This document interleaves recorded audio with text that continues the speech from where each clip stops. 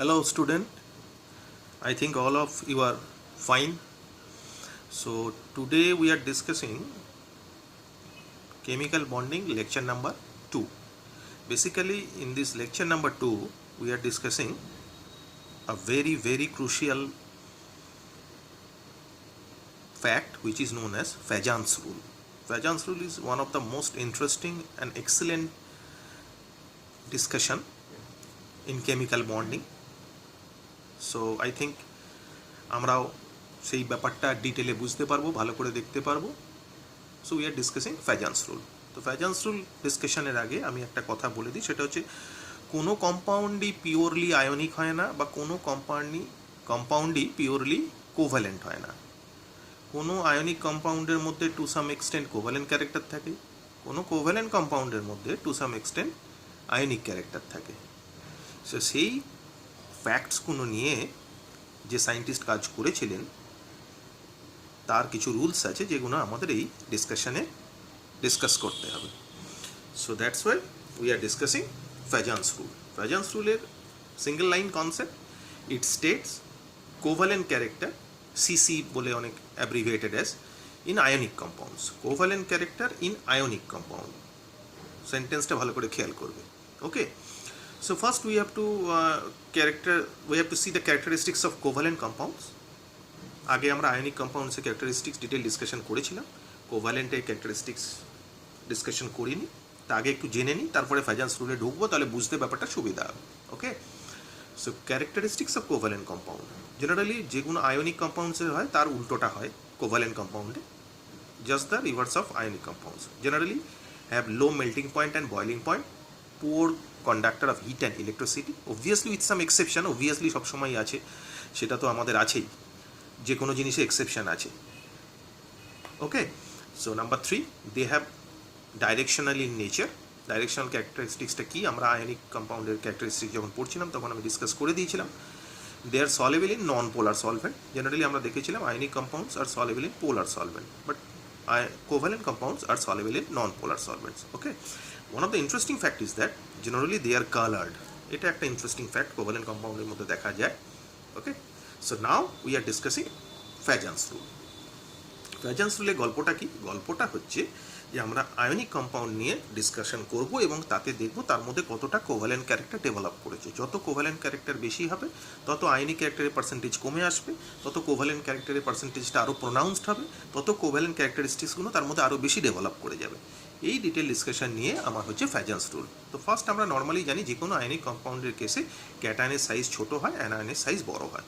ওকে, এবার এখানে যে ঘটনাটা ঘটে in between cation and anion, তো ক্যাটায়নের যত সাইজ ছোট হবে তত আউটার মোস্ট ইলেকট্রনটা নিউক্লিয়াসের কাছে থাকবে, তার মানে তত ইএনপিসি বেশি হবে। যত ইএনপিসি বেশি হবে ক্যাটায়নের, ইএনপিসি আমরা পড়েছিলাম এফেক্টিভ নিউক্লিয়ার পজিটিভ চার্জ, তত এই ক্যাটায়নটা এই অ্যানায়নের যে ইলেকট্রনগুলো আছে সেগুলোকে নিজের দিকে টানতে শুরু করবে আরও বেশি, যত সাইজ ছোট হবে। আর এর যত সাইজ বড় হবে, মানে অ্যানায়নের সাইজ যত বড় হবে, তত আউটার মোস্ট সেলের যে ইলেকট্রনগুলো আছে দে আর লুজলি বাউন্ডেড হবে, এবং তত এরা বাইরের সেল ইলেকট্রনগুলো এ দ্বারা অ্যাট্রাকশন আরও বেশি ফিল করবে। তার মানে যে স্ফেরিক্যাল সাইজটা ছিল, due to the attraction of the cation, it became elliptical in this way. So deformation, এটাকে ইলেকট্রন ক্লাউডের ডিফরমেশন বলে। তো ইলেকট্রন ক্লাউডের এরকম ডিফরমেশন ছিল, যেটা স্ফেরিক্যাল বা সার্কুলার ছিল সেটা ইলিপ্টিক্যাল হয়ে গেছে।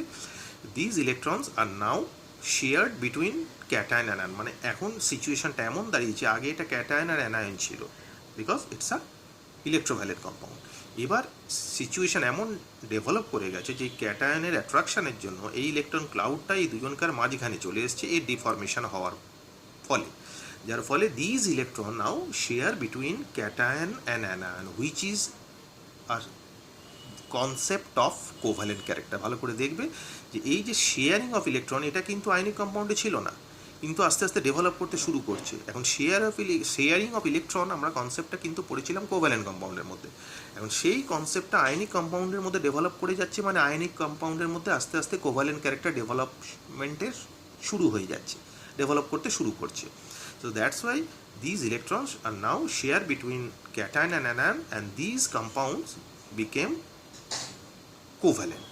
ওকে, তাহলে আমরা ফ্যাক্ট কি দেখলাম? ক্যাটায়নের সাইজ যত ছোট হবে তত তার অ্যাট্রাকশন ক্যাপাসিটি বেশি হবে। এই অ্যাট্রাকশন ক্যাপাসিটিটাকে বলা হয় পোলারাইজিং পাওয়ার। যে কেমিক্যাল টার্ম ইউজ করা হয় that is known as polarizing power. তো smaller the size of the cation, higher will be the polarizing power. আর অবভিয়াসলি চার্জ বেশি হলেও সেই গল্পটাই হবে, সেটা পরে আসছি। আর larger the size of the anion, এই ঘটনাটাকে মানে এই যে ডিফর্মেশন অফ দ্য অ্যানায়ন, এই প্রসেসটাকে বলা হয় পোলারাইজিবিলিটি অথবা পোলারাইজেশন। ঠিক আছে, এই পোলারাইজিবিলিটি যত অ্যানায়নের সাইজ বড় হবে তত তার ডিফর্মেশন বেশি হবে, মানে তত সেটা পোলারাইজিবিলিটি বেশি হবে, তত কোভ্যালেন্ট ক্যারেক্টার বেশি ডেভেলপ করবে। তাহলে ইন শর্ট আমার কাছে ফ্যাজান্স রুলের ফ্যাক্ট হচ্ছে যে ক্যাটায়নের সাইজ স্মল হবে, যার ফলে তার পোলারাইজিং পাওয়ার বেশি হবে। অ্যানায়নের সাইজ বড় হবে, যার ফলে তার পোলারাইজিবিলিটি বেশি হবে। তো পোলারাইজিং পাওয়ার বেশি হলে কোভ্যালেন্ট ক্যারেক্টার বেশি ডেভেলপ করবে, আর পোলারাইজিবিলিটি বেশি হলেও কোভ্যালেন্ট ক্যারেক্টার বেশি ডেভেলপ করে। এই মোদ্দা কথাটা ভালো করে মনে রাখবে। সো নাও কি লেখা আছে দেখি। এখানে লেখা আছে so due to deformation of electron cloud, যেটা আমরা দেখতে পেলাম এখানে, electrons are shared between cation and anion just like covalent compound, যেটা আমরা আগেই বললাম, ডিসকাশন করলাম। So what are the outcomes? So বলেছে depends on polarizing power of cation. আমি একটু আগে ডিসকাস করে দিয়েছি what is polarizing power, and the polarization or polarizability of anion, এটা ডিপেন্ড করে। So higher the polarizing power of the cation, higher will be the polarization of anion.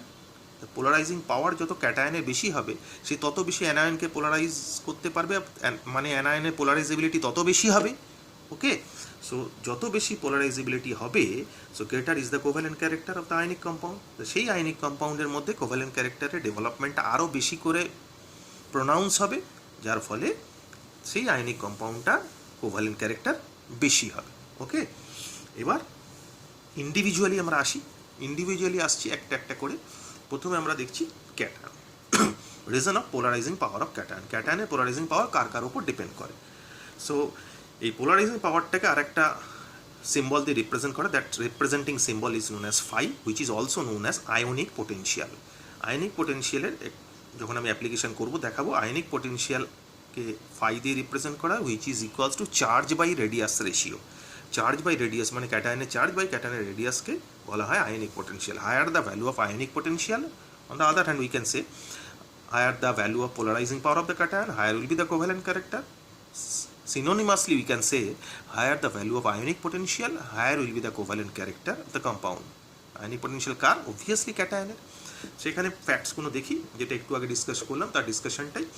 Size, regarding size একটু আগেই বললাম, lower the size of the cation, higher will be the polarizing power, so higher will be the ionic potential, so definitely higher will be the covalent character. Okay, charge, high charge মানে higher will be the charge of the cation, higher will be the polarizing power, higher will be the covalent character. Similarly আমি বললাম যে ionic potential charge by radius ratio, মানে charge definitely যত বেশি হবে তত ionic potential বাড়বে, তত কোভ্যালেন্ট ক্যারেক্টার ডেভেলপ করবে। আর একটা ইম্পর্টেন্ট ফ্যাক্ট, একটু আনইউজুয়াল ফ্যাক্ট, এটা ভালো করে একটু দেখতে হবে, এই দিয়ে অনেক প্রশ্ন আসে যে এই নিটে, টু সাম এক্সটেন্ট বোর্ডেও দু একবার এসেছিল। সিউডো নোবেল গ্যাস কনফিগারেশন, যেসব ক্যাটায়নের নোবেল গ্যাস কনফিগারেশন ডেভেলপমেন্ট হয় সেই সব ক্যাটায়নে কিন্তু কোভ্যালেন্ট ক্যারেক্টার ইনক্রিজ করে যায়।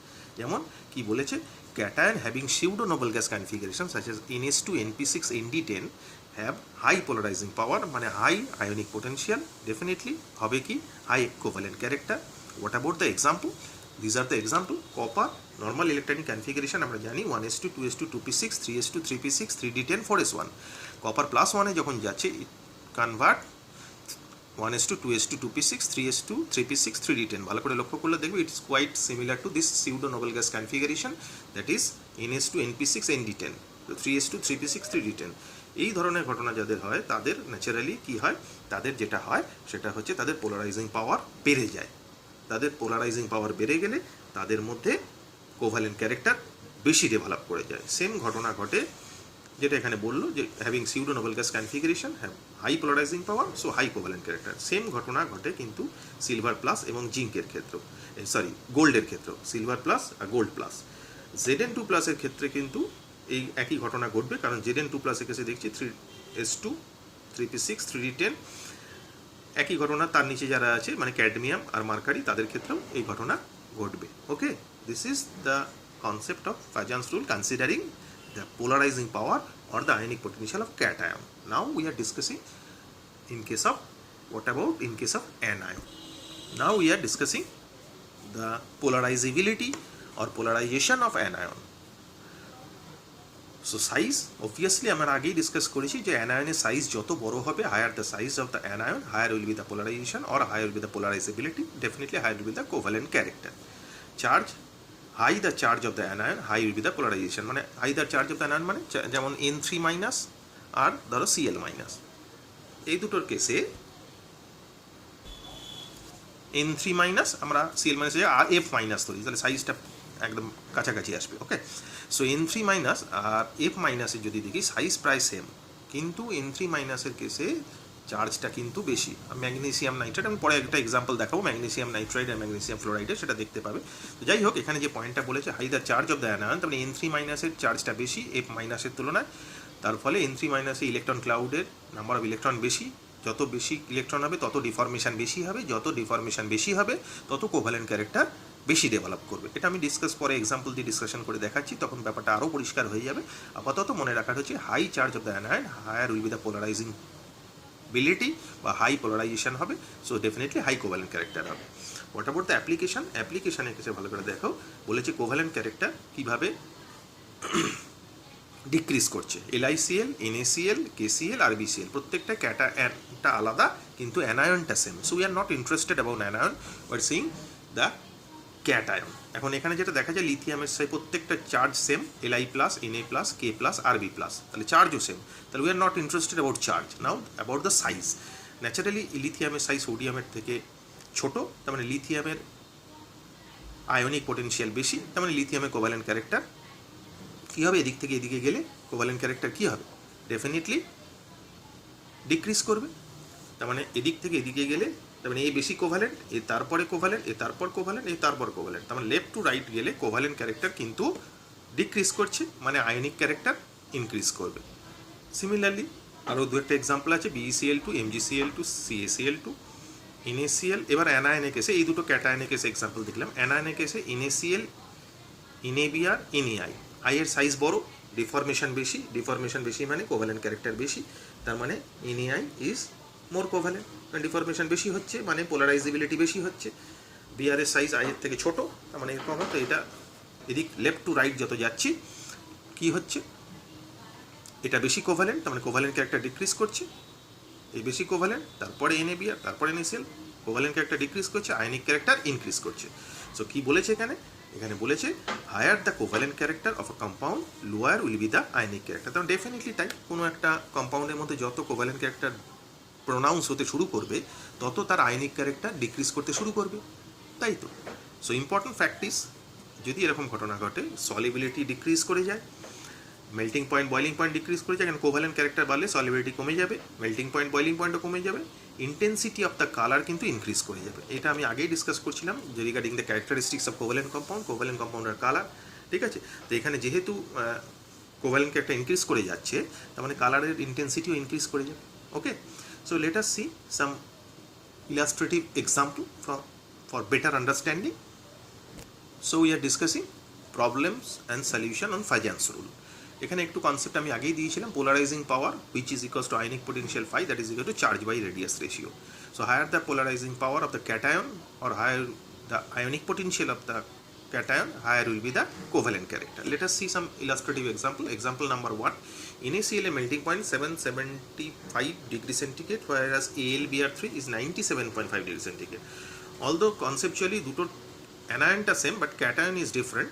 নর্মালি আগে যেটা হতো, দুটোই যেহেতু ক্যাটায়ন অ্যানায়ন আছে, they are consider to be a ionic compound. তারপরে ফ্যাজান্স রুলের ডেভেলপমেন্টের পর এর প্রপার এক্সপ্লেনেশন কি এলো, প্রপার এক্সপ্লেনেশন দিতে, charge of the sodium and aluminium is quite similar. দুটোর charge size of sodium and aluminium is quite similar, but since the charge of the aluminium is greater, এখানে +3, whereas in case of sodium it is +1, that's why higher the charge, higher will be the polarizing power of the cation, higher will be the ionic potential, higher will be the covalent character. It means AlBr3 অ্যালুমিনিয়ামের charge যেহেতু বেশি, সুতরাং এর ionic potential বেশি বা এই ক্যাটায়নটা polarising power বেশি, so it should be more covalent in comparison to this. That's why যেহেতু এটা মোর কোভ্যালেন্ট, এর মেল্টিং পয়েন্ট কমই হবে, সেটাই আছে। এর এটা যেহেতু less covalent, it means more ionic, naturally এর মেল্টিং পয়েন্ট অনেক বেশি হবে। Let us see second example. Second example, we are discussing BeCl2 and BaCl2, beryllium chloride and barium chloride. Anion are the same, so we are not interested about anion. Let us see cation. Beryllium আর এই barium দুটোর মধ্যে, beryllium আর barium দুটোর কিন্তু চার্জটা same, +2, দুটোই +2. So we are not interested about charge. So let us focus our attention on the size. Since the size of beryllium is lower than barium, মানে এর size যেহেতু ছোট, ন্যাচারালি এর পোলারাইজিং পাওয়ার বেশি হবে, আয়নিক পটেনশিয়াল বেশি হবে, covalent character বেশি হবে। মানে logically we can say that beryllium chloride is more covalent in comparison to barium chloride. তো কি লিখেছে, anion same, but since the case of cation both have +2 charge, but size of beryllium is smaller than barium, that's why Be2+ has a high polarizing power, মানে high ionic potential. So definitely that is why beryllium chloride is more covalent and less ionic, whereas barium chloride is more ionic and less covalent. এবার পরেরটায় আসি, CuCl আর NaCl, যেটা pseudo noble gas configuration আগেই আমি discussion করে দিয়েছিলাম।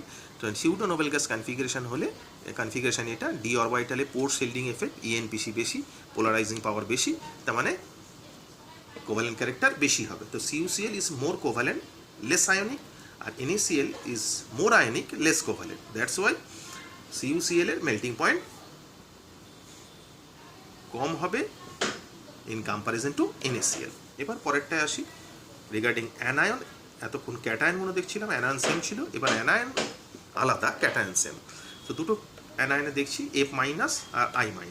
তো ন্যাচারালি চার্জটা সেম, কিন্তু সাইজ অফ I- বা আয়োডিনের সাইজ ফ্লোরিনের থেকে অনেক বড়, ন্যাচারালি ডিফরমেশন বেশি হবে, মানে পোলারাইজেশন বেশি হবে, মানে পোলারাইজিবিলিটি বেশি হবে। যেহেতু I- এ পোলারাইজিবিলিটি বেশি হবে, ন্যাচারালি এটা বেশি কোভ্যালেন্ট হবে in comparison to this. So that's Y calcium iodide is more covalent in comparison two calcium fluoride. On the other hand, we can say calcium fluoride is more ionic in comparison to calcium iodide. So what are the facts? এখানে কি লিখেছে cation is same. We have to focus on anion since the size of I- is greater than F-, so I- has greater polarizability in comparison to F-. That is why calcium iodide is more covalent than calcium fluoride. ঠিক আছে। আরেকটা যেটা আমি একটু আগে বলছিলাম যে higher the charge of the anion, একটু ডিসকাশন করে দেবো। This is the discussion magnesium nitride and magnesium fluoride. দুটো কেসে cation same, obviously we are not interested about cation. অ্যানায়নে আসি, অ্যানায়নের কেসে মোটামুটিভাবে দুটোর সাইজ প্রায় সেম, বাট দ্য চার্জ, এটা নাইট্রাইডে চার্জ N3-, ফ্লোরাইডে চার্জ F-। ন্যাচারালি চার্জটা যেহেতু অ্যানায়নের বেশি, the higher the negative charge on the electron cloud, higher will be the polarisation, মানে পোলারাইজেশন বেশি হবে, পোলারাইজিবিলিটি বেশি হবে। ন্যাচারালি পোলারাইজিবিলিটি বেশি হলে কোভ্যালেন্ট ক্যারেক্টার বেশি ডেভেলপ করবে। That is why magnesium fluoride is less covalent, more ionic, whereas magnesium nitride is more covalent, less ionic. Okay, so these are the example of Fajans rule. আশা করছি পুরো ব্যাপারটা সবার কাছে পরিষ্কার হয়েছে regarding Fajans rule. Fajans rule is one of the very important concept in chemical bonding, যেটা ভালো করে ডেভেলপ করতে হবে। ওকে, থ্যাংক ইউ।